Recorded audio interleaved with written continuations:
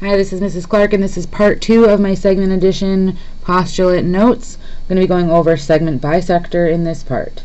At the top it says bisect means cut into blank number of pieces. So bi we know means 2. So to bisect something means to cut it into 2 equal parts. A segment bisector is a line, a ray, or a segment that divides a line segment into 2 equal parts. So it doesn't matter what it is that's cutting it in half, it just means that it's bisecting if something is a segment bisector.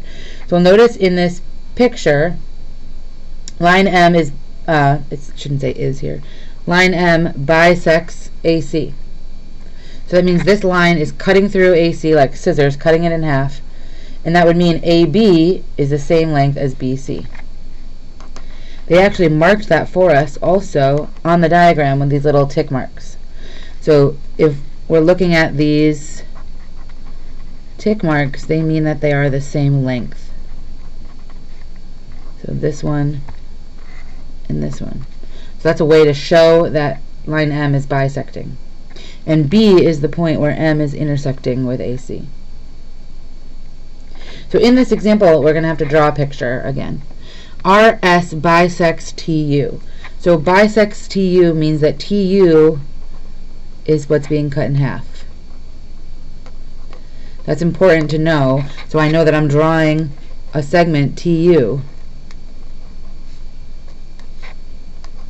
and that something is coming through and cutting it in half. So it doesn't matter how I draw the RS, but I know the RS is going to be coming through it. Doesn't matter whether R or S are on top or bottom because they didn't tell us that. Just drew it like that, but it says at Q, so this is the point that they intersect.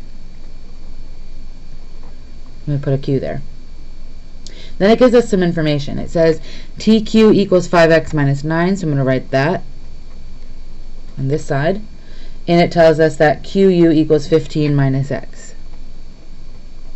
Because I know it's a bisector, I know that I've got two things that are the same length. So I'm going to go ahead and mark that TQ and QU are the same length, so I don't forget that point. That's important for this problem.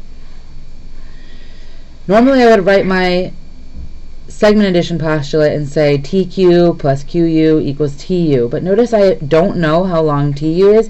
In fact, that's what I'm trying to find. They didn't even give me a number or anything for it.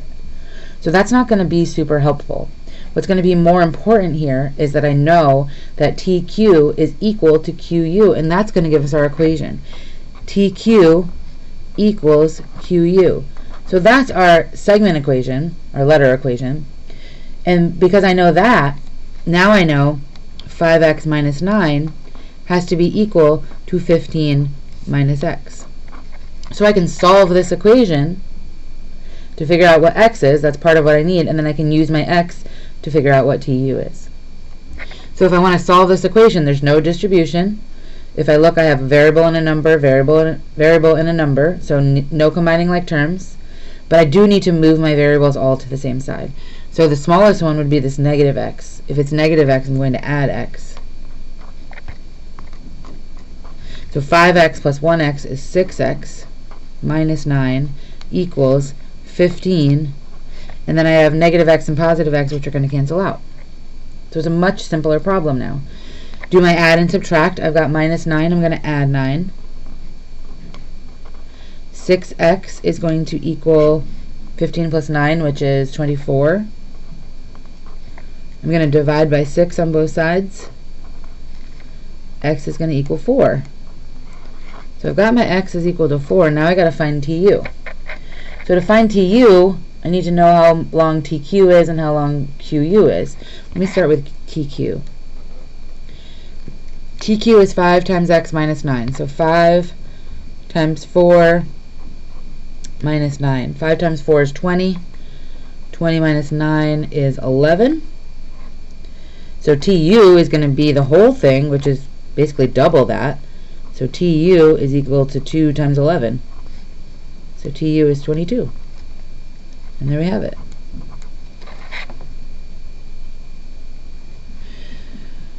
So now the last piece I have to do is this one last problem here. MN bisects JL at K. So I'm going to draw an MN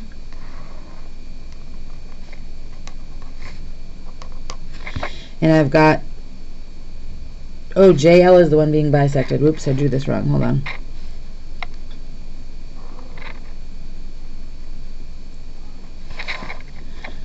So JL is being bisected at K.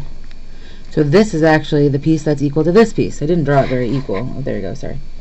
But that's okay. So my JK is x minus 3, so that's this top part. And my KL is 13 minus 3x. So the pieces that are equal are this JK piece, and this KL piece. So like before, I have JK equal to KL. So I know that x minus 3 has to be equal to 13 minus 3x. So no distribution. I've got no like terms combined because I have a variable and a number on each side. So I'm going to bring my x's together. The smaller one is actually this one over here because it's a negative 3. So I'm going to add 3x on both sides. So x plus 3x is 4x minus 3 equals 13. Negative 3x and positive 3x are going to cancel out. Then I'm going to add 3 to both sides. So 4x is going to equal 16. I'm going to divide by 4. I'm going to get x equals 4. So I know x is equal to 4. To find JL, I'm going to have to find JK and double it. So JK is x minus 3, so it's 4 minus 3, which is 1, which means JL is 2 times 1, which is 2. And there you have it. There's our work with segment bisectors. Let me know if you have any questions. Thank you for watching. I will do a third part on the midpoint in a different video.